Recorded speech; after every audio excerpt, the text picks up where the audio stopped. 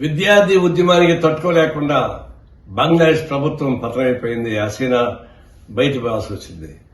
ఆమె బంగ్లాదేశ్ వదిలిపెట్టి భారతదేశంలో తలదాచుకోవాల్సిన పరిస్థితి ఏర్పడింది. ఇది ఒక విధంగా సైనికుల పరిపాలనకి వెళ్ళిపోయింది.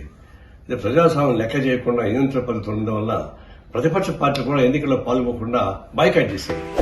వాటితో ఏకపక్షాన్ని గెలిచింది. అది ప్రజాస్వామ్యం చేసి అనుకున్నారు. కానీ ప్రతిపక్షాల పార్టీ పాల్గొకుండా ఏకపక్షంగా గెలవడం అనేది ఒక నియంత్రణకి దారితీసింది. చివరికి ఆమె నాకు ఎదురు అనుకునింది. కానీ విద్యార్థి ఉద్యమం, ప్రజల ఉద్యమం తోటి చివరికి ప్రజాస్వామ్య ఉద్యమం తలవక తప్పలేదు. ఎవరైనా సరే నియంత్రిత పోకలు ఇస్తే ఇలాంటి గుణపాఠం వస్తుంది. ఇప్పటికైనా ఇలాంటి పద్ధతిని మానుకోవాలని పాల్గొని విజ్ఞప్తి చేస్తానన్నా. అదే సందర్భంలో ఈ బంగ్లాదేశ్ విద్యార్థులు ప్రజల యొక్క ఉద్యమానికి జయప్రదానికి అభినందన తెలియజేస్తా ఉన్నాను.